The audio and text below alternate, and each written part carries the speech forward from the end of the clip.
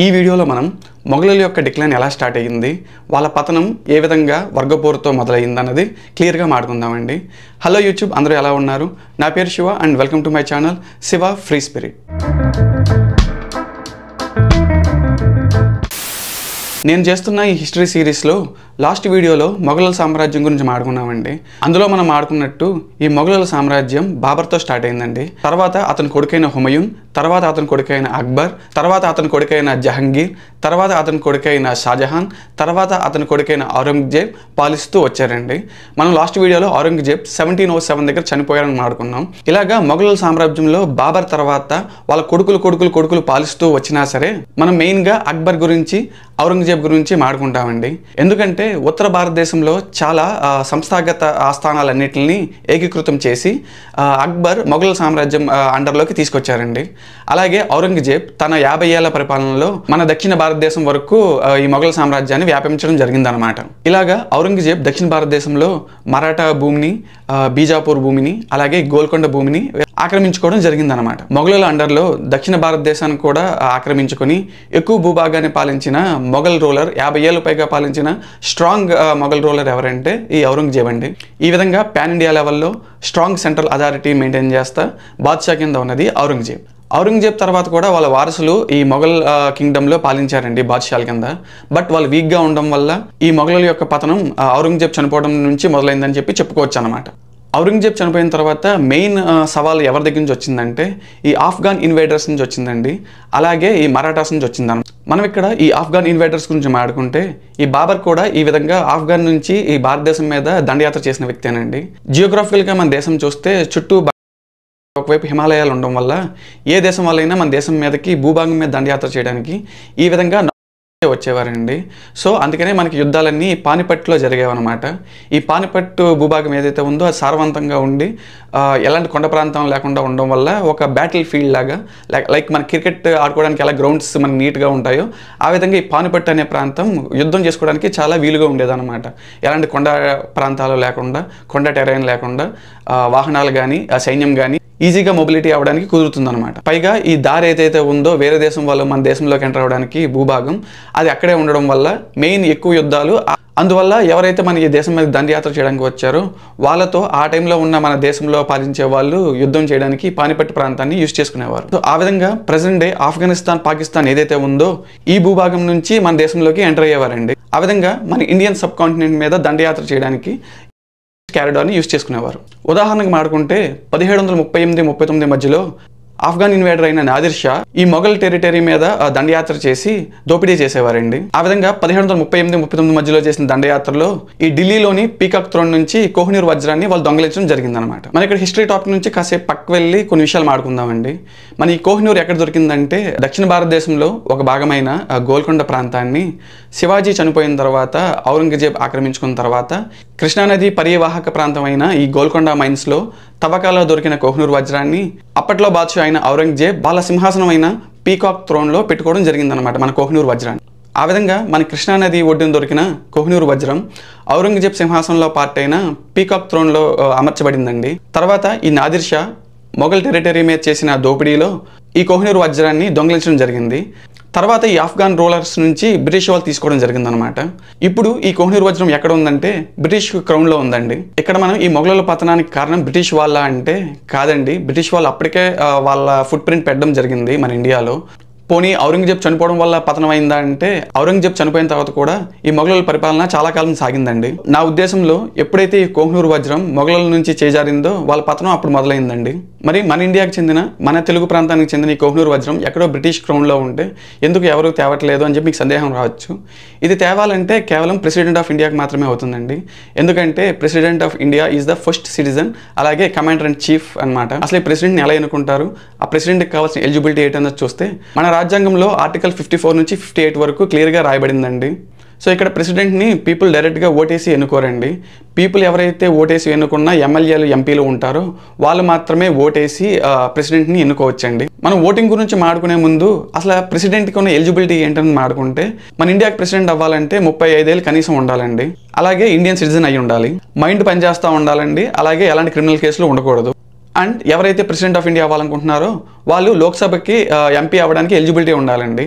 అలాగే వాళ్ళు ఎంపీ కానీ ఎమ్మెల్యే కానీ ఏదైనా చట్టసభకి స్పీకర్ కానీ అయి ఉన్నా సరే వాళ్ళు ఎలిజిబుల్ అనమాట. మనకి 1997 నుంచి ఓన్లీ 2 క్యాండిడేట్సే నుంచుంటున్నారండి ఎలక్షన్స్లో. అది ఒకరు వచ్చి రూలింగ్ పార్టీ నుంచి, ఒకరు వచ్చి అపోజిషన్ పార్టీ నుంచి. ఈ president of India indirect election కూడా ప్రిఫరెన్స్ బేస్డ్ ఉంటుందండి. సో ఇండియన్ సిటిజన్ అయ్యి ఉండి 35 ఏళ్ళ నుండి మీరు ఎమ్మెల్యే కానీ ఎంపీ కానీ అయ్యి ఉంటే మీరు ప్రెసిడెంట్ ఆఫ్ ఇండియాకి టార్గెట్ చేయొచ్చండి. సో ఎవరైతే ఫస్ట్ ప్రెసిడెంట్ ఆఫ్ ఇండియా అవ్వాలనుకుంటున్నారో వాళ్ళు ఎమ్మెల్యే లెవెల్గా విన్ అవ్వాలండి. సో ఎమ్మెల్యే అయినట్టయితే మీకు ఎలిజిబిలిటీ వస్తుందండి ప్రెసిడెంట్ ఆఫ్ ఇండియా అవ్వడానికి. మన దేశంలో ఏదైనా మంచి రిఫార్మ్స్, పెద్ద మార్పులు, పెను మార్పులు తీసుకురావాలంటే అది ప్రెసిడెంట్ ఆఫ్ ఇండియాకే సాధ్యమవుతుందండి. బ్యాక్ టు ది టాపిక్, మొఘలుల యొక్క పతనం గురించి మాట్లాడుకుంటున్నాం కాబట్టి మొఘలులు ఆల్మోస్ట్ 250 సంవత్సరాలు పైగా పాలించారండి. అందులో ఔరంగజేబ్ 50 ఏళ్ళకి పైగా పాలించడం జరిగింది. ఆ విధంగా 250 సంవత్సరాలకు పైగా పాలించిన ఈ మొఘల్ కింగ్డమ్ 50 సంవత్సరాల కన్నా తక్కువ టైంలోనే కొలాప్స్ అవ్వడానికి కారణాలు ఏంటన్నది మనం డిస్కస్ చేద్దామండి. దానికి ముందు మన దేశానికి స్వతంత్రం వచ్చి 100 సంవత్సరాలు కూడా అవ్వలేదండి.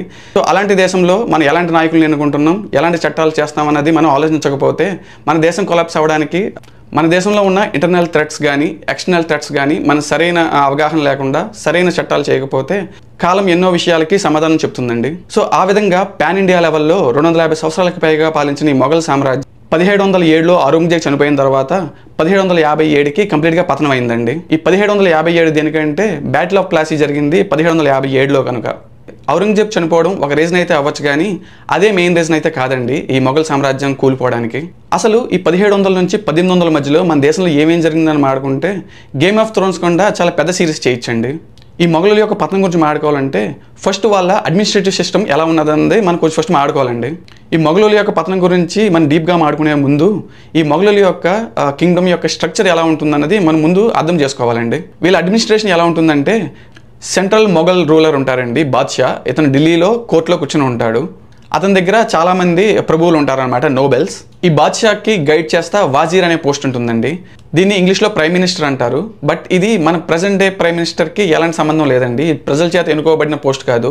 రాజు తనకి ఎవరైతే నమ్మకస్తుడు ఉంటాడో అతన్ని ఎన్నుకోవచ్చు అనమాట. ఇతన్ని ప్రైమ్ మినిస్టర్ అనే కన్నా డిప్యూటీ ఆఫ్ కింగ్ అని అనొచ్చండి. తర్వాత ఈ సెంట్రల్ మొఘల్ రూలర్ కింద ఎవరైతే ఆస్థానాలు ఉన్నాయో, ఫర్ ఎగ్జాంపుల్ బెంగాల్ కానీ, హైదరాబాద్ కానీ, ముంబై కానీ, ఈ ఆస్థానాలన్నిటికీ గవర్నర్స్ నియమించేవారండి. ఈ గవర్నర్స్ని ఒక్కొక్క ఏరియాలో ఒక్కొక్కలా పిలిచేవారు. మన హైదరాబాద్ దగ్గరేమో నిజాం అని పిలిచేవారు, బెంగాల్ దగ్గరేమో నవాబ్ అని పిలిచేవారు. ఈ గవర్నర్స్ని ఎవరు నియమించేవారంటే ఈ బాద్షాకి ఎవరైతే లాయల్గా ఉంటారో, నమ్మకస్తులు ఉంటారో, ట్రస్ట్ వర్తీ ఉంటారో వాళ్ళని మాత్రమే ఇతను నియమించేవాడు అనమాట గవర్నర్ కింద. ఈ గవర్నర్ ఎవరైతే ఉన్నారో ఈ governor central authority Mughal ruler యొక్క చెవులు కళ్ళు కింద వ్యవహరించేవారండి. సో అక్కడ జరిగిన విషయాలన్నీ రాజుకు చెప్పడం, రాజు చెప్పేది ప్రజలకు అలాగా ఈ లోకల్ గవర్నర్స్ ఎవరైతే ఉన్నారో వాళ్ళు మీడియేటర్ కింద వ్యవహరించేవారండి ప్రజలకి రాజుకి మధ్యలో. తర్వాత ఈ ఆస్థానాల్లో ఇండివిజువల్ గ్రౌండ్ లెవెల్ యూనిట్స్ని మున్సబ్దారి అని పిలిచేవారండి.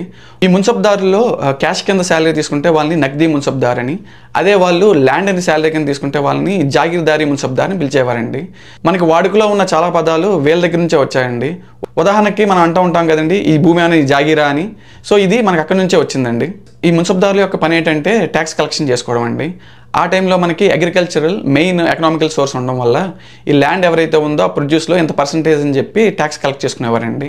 ఆ కలెక్ట్ చేసుకున్న ట్యాక్స్ని ఆ ఆర్మీని ప్రిపేర్ చేయడానికి, అలాగే వాళ్ళ ఓన్ శాలరీస్, అలాగే బాద్షాకి లగ్జరియస్ లైఫ్కి ఇవ్వడానికి ఆ వచ్చిన రెవెన్యూని వాడేవారండి. ఇక్కడ ఏదైతే ఈ డిఫెన్స్ ఎక్స్పెండిచర్ ఉందో అది వాళ్ళు ఇన్ని number of horse man maintain చేయడం, అలాగే ఇన్ని నెంబర్ ఆఫ్ ట్రూప్స్ మెయింటైన్ చేయడం అని ఉంటుందండి. ఉదాహరణకి ఒక 5,000 మంది సైన్యం, అలాగే 200 మంది గుర్రాలు కావాలి అని చెప్పేసి ఒక జాగీర్దార్కి రెస్పాన్సిబిలిటీ ఉంటుందండి. ఇక్కడ ఏ మున్సబ్దార్కి అయితే ఎక్కువ విలేజెస్ వాళ్ళ కంట్రోల్లో ఉంటాయో వాళ్ళకి ఎక్కువ రెవెన్యూ వస్తుందండి. దానికి తగ్గట్టుగానే వాళ్ళు ఆర్మీని ఎప్పుడు బాద్షా పిలిచినా అరేంజ్ చేసేలాగా ఉండాలండి. ఆ విధంగా ఎవరైతే బాద్షా కళల్లో ఎక్కువ పడతారో వాళ్ళకి ఎక్కువ విలేజెస్ వచ్చేవండి. ఎక్కువ విలేజెస్ ఉండడం వల్ల వాళ్ళకి ఎక్కువ ల్యాండ్ ఉండేది. వాళ్ళ కింద ఎక్కువ ల్యాండ్ ఉండడం వల్ల వాళ్ళకి ఎక్కువ రెవెన్యూ వచ్చేది. ఎక్కువ రెవెన్యూ ఉండడం వల్ల వాళ్ళకి ఎక్కువ రెస్పాన్సిబిలిటీ కూడా ఉండేదన్నమాట. ఇక్కడ ఈ మున్సబ్దార్స్ని మొఘల్ కింగ్ అపాయింట్ చేస్తాడనమాట. ఇక్కడ చాలామంది రూలింగ్ క్లాస్ నుంచి కాంపిటీషన్ ఉంటుందండి ఈ మున్సబ్దార్స్ కోసం. సో వాళ్ళలోంచి ఎవరైతే రాజుకి లాయల్గా ఉంటారో, రాజుకి ట్రస్ట్ వర్తీ అనిపిస్తుందో వాళ్ళని మాత్రమే బాద్షా ఈ మున్సబ్దార్స్ కింద సెలెక్ట్ చేసి ఈ గ్రౌండ్ లెవెల్ అడ్మినిస్ట్రేటివ్ యూనిట్లో ట్యాక్స్ కలెక్షన్ ఏజెంట్స్ కింద పెడతాడండి. వాళ్ళని ఓవర్సీస్ చేయడానికి గవర్నర్ ఉంటారు. అండ్ ఈ గవర్నర్స్ అందరూ బాద్షాకి రిపోర్ట్ చేస్తారనమాట. ఈ విధంగా ఉన్న మొఘల్ స్ట్రక్చర్లో ఎప్పుడైనా బాద్షా వార్ చేయాలి అనుకుంటే ఈ లోకల్ గ్రౌండ్ లెవెల్ యూనిట్స్ ఎవరైతే ఉన్నారో వాళ్ళు సైన్యాన్ని అలాగే గుర్రాలని తీసుకుని వస్తారనమాట. ఎప్పుడైతే ఈ మున్సబ్దార్స్ బాద్షా ఆదేశాన్ని పాటించారో అప్పుడు గేమ్ ఆఫ్ థ్రోన్స్ స్టార్ట్ అవుతుందండి. అంటే యుద్ధాలు స్టార్ట్ అవుతాయి. ఎయిదర్ ఆ మున్సబ్దార్ని ట్రాన్స్ఫర్ అయినా చేస్తారు లేదా ఆ మున్సబ్దార్ని చంపేస్తారండి. ఈ మొఘల్ సింహాసనం మీద కూర్చున్న బాద్షా ఈ వీళ్ళని డిసిప్లిన్లో పెట్టడానికి ఇలాంటి కఠిన నిర్ణయాలు తీసుకోవాల్సిన ఆవశ్యకత ఉండేదండి. లేకపోతే ఈ మున్సబ్దార్స్ వాళ్ళ మీద రివాల్వ్ చేసేవారనమాట. సో ఎవరైతే ఈ మున్సబ్దార్స్ ట్యాక్స్ కలెక్షన్ ఏజెంట్స్ రాజు మీద రివాల్వ్ చేయకుండా ఉండడానికి వాళ్ళని డిసిప్లిన్లో పెట్టడానికి ఏం చేస్తారంటే వాళ్ళని చంపేయడం కానీ లేదా వాళ్ళ పనిలోంచి ట్రాన్స్ఫర్ చేయడం కానీ చేస్తాడనమాట. ఈ మొఘల్ రూలింగ్లో ఈ జాగీర్దారీ సిస్టంలో ఇది హెరిడేటరీ కాదండి. దాని అర్థం ఏంటంటే ఎవరైతే ఈ జాగీర్దారీ మున్సబ్దార్స్ కింద ఉన్నారో వాళ్ళ కంట్రోల్లో ఉన్న ల్యాండ్ ఏది వారసత్వపరంగా వాళ్ళ వారసులకు వెళ్ళదన్నమాట. సింపుల్గా చెప్పాలంటే ప్రతిదీ మొఘల్ బాద్షా కంట్రోల్లో ఉండేదండి. లెజిస్లేషన్ కానీ ఎగ్జిక్యూటివ్ కానీ జ్యుడిషియరీ కానీ ప్రతిదీ రా చేతిలోనే ఉండేదన్నమాట. ఈ గవర్నర్ని నియమించాలన్నా మున్సబ్దార్ని నియమించాలన్నా వాళ్ళని తీసేయాలన్నా సరే ప్రతిదీ రాజే నిర్ణయించుకునేవాడు అనమాట. ఇప్పుడు మనం ఈ మొఘల్ కోర్టులో ఉన్న వేరే ప్రభువుల గురించి వేరే వర్గాల గురించి మాట్లాడుకుందామండి. దాంతోపాటు వర్గాల మధ్య ఉన్న పోరు గురించి వర్గ పోరు ఎలా స్టార్ట్ అయింది ఆ ఫ్యాక్షనిజం గురించి కూడా మాట్లాడుకుందాం. ఇక్కడ ఈ బాద్షా కోర్టులో డిఫరెంట్ రిలీజియన్స్కి డిఫరెంట్ రీజియన్స్కి చెందిన వాళ్ళు ఉండేవారండి. పెర్షియా ప్రాంతానికి చెందిన ఇరానీ నోబెల్స్ ఉన్నారండి. అలాగే ఆటోమన్ ప్రాంతానికి చెందిన టర్కీ ప్రాంతానికి చెందిన తురానీ వర్గం ఉందండి.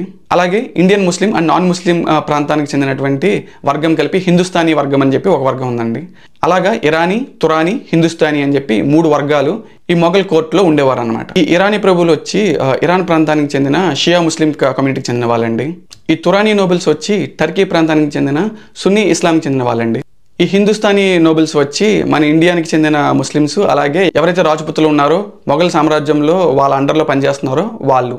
ఉదాహరణకి మనం లాస్ట్ వీడియోలో మాట్లాడుకున్నట్టు ఈ జైసింగ్ ఔరంగజేబ్ కింద పనిచేస్తా శివాజీ మీదకి యుద్ధానికి వెళ్ళారండి. ఈ జైసింగ్ కూడా 5,000 మంది సైన్యం మెయింటైన్ చేయాలి, అలాగే 200 మంది హార్సెస్ మెయింటైన్ చేయాలని చెప్పి అతనికి రెస్పాన్సిబిలిటీ ఉండేదండి. ఇక్కడ మన చరిత్రలో చూస్తే ఔరంగజేబ్ కూడా శివాజీకి ఒక ఆఫర్ ఇవ్వడం జరిగిందండి. అదేంటంటే ఈ మొఘల్ కింగ్డమ్లో నా కింద మిలిటరీ కమాండర్ కింద పనిచేయని చెప్పి ఛత్రపతి శివాజీకి ఔరంగజేబ్ ఆఫర్ ఇచ్చాడనమాట. ఇక్కడ ఛత్రపతి శివాజీ ఏం చేశాడంటే మొఘల్ ఆర్మీలో జాయిన్ అవ్వడానికి మిలిటరీ కమాండ్ కింద పనిచేయడానికి వచ్చిన ఆఫర్ని ఇనిషియల్గా యాక్సెప్ట్ చేసిన తర్వాత ఔరంగజేబ్ చెప్పకుండా అతని నుంచి పారిపోయి మొఘల్ కంట్రోల్ నుంచి తప్పించుకున్నాడండి. మన ఈ నోబెల్స్ గురించి, ప్రభువుల గురించి, వర్గాల గురించి మాట్లాడుకున్నాం కదండి. సో ఇరానీ, తురానీ, హిందుస్థానీ ఈ 3 వర్గాల్లో వాళ్ళు లాబింగ్ చేసేవారు అనమాట రాజు దగ్గర. ఎందుకు ఈ లాబింగ్, ఎందుకు ఇన్ఫ్లుయెన్స్ చేయాలంటే రాజుని ఇన్ఫ్లుయెన్స్ చేసి రాజు దగ్గర లాయల్టీ ప్రూవ్ చేసుకుని ట్రస్ట్ వర్తినెస్ ప్రూవ్ చేసుకుంటే వాళ్ళకి ఎక్కువ విలేజెస్ వాళ్ళ అండర్లో వచ్చేవండి. ఎక్కువ విలేజెస్ ఉంటే ఎక్కువ మనీ వస్తుంది, ఎక్కువ మనీ వస్తే ఎక్కువ కరప్షన్ చేయొచ్చు అనమాట. ఆ విధంగా ఈ నోబెల్స్ బాద్షా దగ్గర చేసే లాబింగ్లో వాళ్ళకి ఎక్కువ డిస్ప్యూట్ వచ్చేవండి. సో వాళ్ళకి డిస్ప్యూట్స్ దేనికి అంటే వాళ్ళకి ఎక్కువ ల్యాండ్ కావాలి, అలాగే అగ్రికల్చరల్ ల్యాండ్ కావాలి అని చెప్పి గొడవ పడేవారు అనమాట. ఈ గొడవ దేనికి అంటే అక్కడ ఎలాంటి రూలు ఉండేది కాదండి. ఈ గొడవ దేనికి అంటే ఇక్కడ కింగ్ ఈ మున్సబ్దార్స్ని కానీ ఈ గవర్నర్స్ని కానీ ఎలా చూస్ చేసుకోవడానికి ఎలాంటి రూలు లేదండి. అది కింగ్ ఇష్టం మీద ఆధారపడి ఉండేదన్నమాట. అందుకని చెప్పి కింగ్ని ఇన్ఫ్లుయెన్స్ చేయడానికి, కింగ్ మనల్ని పొందడానికి, ఇక్కడ బాద్షా కళలో పడడానికి, బాద్షా మనల్ని పొందడానికి ఎవరికి తగ్గట్టుగా వాళ్ళు ట్రై చేసేవారండి. అందుకే లాస్ట్ స్ట్రాంగ్ మొఘల్ రూలర్ అయిన ఔరంగజేబ్ కఠినాతి కఠినమైన శిక్షలు విధించేవాడండి. దానివల్ల ఈ ఇరానీ, తురానీ, హిందుస్థానీ వర్గాలు ఏవైతే ఉన్నాయో వాళ్ళు కొట్టుకోకుండా వాళ్ళు భయంతో ఉంటారని చెప్పి అలాంటి కఠినమైన నిర్ణయాలు తీసుకోవాల్సి వచ్చేదన్నమాట. ఆ విధంగా ఔరంగజేబ్ ఉన్నంత వరకు అందరూ కంట్రోల్లో ఉండేవారండి. ఔరంగజేబ్ చనిపోయేంత వరకు ఈ మొఘల్ సింహాసనం ఈ నోబెల్స్ని కంట్రోల్ చేసేదండి. బట్ ఎప్పుడైతే 1707లో ఔరంగజేబ్ చనిపోయాడో ఈ నోబెల్స్ సింహాసనాన్ని కంట్రోల్ చేయడం మొదలెట్టారనమాట. ఆ విధంగా 1707లో ఔరంగజేబ్ చనిపోయిన తర్వాత బహదూర్ షా 1707 నుంచి 1712 దాకా, జహందర్ షా 1712 నుంచి 1713 దాకా, ఫరూక్ సయ్యర్ 1713 నుంచి 1719 దాకా, ఆ విధంగా వీక్ సక్సెసెస్ అయిన ఈ మొఘల్ రూలర్స్ చాలా తక్కువ కాలం పరిపాలించడం జరిగిందనమాట. సయ్యద్ బ్రదర్స్ అని హిందుస్థానీ వర్గానికి చెందిన ఇండియన్ ముస్లిమ్స్ ఇతన్ని అసాసినేట్ చేసి మహమ్మద్ షాని ఆ బాద్షా కింద నియమించడం జరిగిందనమాట. ఆ విధంగా ఇరానీ, తురానీ, హిందుస్థానీ 3 వర్గాల్లో ఆ టైంలో ఎవరైతే స్ట్రాంగ్గా ఉంటారో వాళ్ళు వేరే వర్గానికి చెందిన రాజుని చంపేసి వాళ్ళకి చెందిన రాజుని పెట్టుకునేవారు అనమాట. ఆ విధంగా మన ఇండియన్ ముస్లిం కమ్యూనిటీకి చెందిన సయ్యద్ బ్రదర్స్ ఫరూక్ సియర్ని చంపేసి మహమ్మద్ షాని సింహాసనం మీద కూర్చోబెట్టడం జరిగిందనమాట. మనకున్న ముస్లిం ఫ్రెండ్స్లో ఎవరైనా సయ్యద్ అని పేరు ఉంటే ఆ పేరు వీళ్ళ దగ్గర నుంచే వచ్చిందండి. మరి ఈ విధంగా హిందుస్థానీ వర్గానికి చెందిన ఈ సయ్యద్ బ్రదర్స్ ఫరూక్ సియర్ని చంపేసి తనకు అనుకూలంగా ఉన్న మహమ్మద్ షాని సింహాసనం మీద కూర్చోబెడితే ఇరానీ తురానీ ఈ 2 వర్గాలకి చెందిన వాళ్ళు కామ్గా ఉంటారా అండి? కామ్గా ఉండరు కదా. సో వాళ్ళు ఏం చేశారు, నెక్స్ట్ ఏం జరిగిందన్నది వచ్చే వీడియోలో మాట్లాడుకుందామండి. ఈ వీడియో కనుక మీకు నచ్చినట్లయితే ఒక లైక్ అయితే చేయండి. అలాగే మీ ఫ్రెండ్స్ ఎవరికైనా హిస్టరీ మీద ఇంట్రెస్ట్ ఉంటే వాళ్ళకి షేర్ చేయండి. నేను లాస్ట్ వీడియోలో చాలాసార్లు చెప్పినట్టు మనం హిస్టరీని ఒక సీక్వెన్స్లో చదువుకుంటూ వెళ్తే ఏ సిచ్యువేషన్ ఎవరిని ఎలాంటి నిర్ణయాలు తీసుకునేలాగా ప్రభావితం చేశాయి, కాలక్రమేణా ఆ నిర్ణయాలు మనల్ని ఎలా ప్రభావితం చేసుకుంటూ వచ్చాయి అన్నది మనం అర్థం చేసుకున్నప్పుడు హిస్టరీ మనకి చాలా విషయాలు నేర్పిస్తుందండి. ఈ వీడియోకి మరింతే వచ్చే వీడియోలో మరో విషయంతో మళ్ళీ కలుద్దాం. Thank you so much for watching. I will see you all in the next video.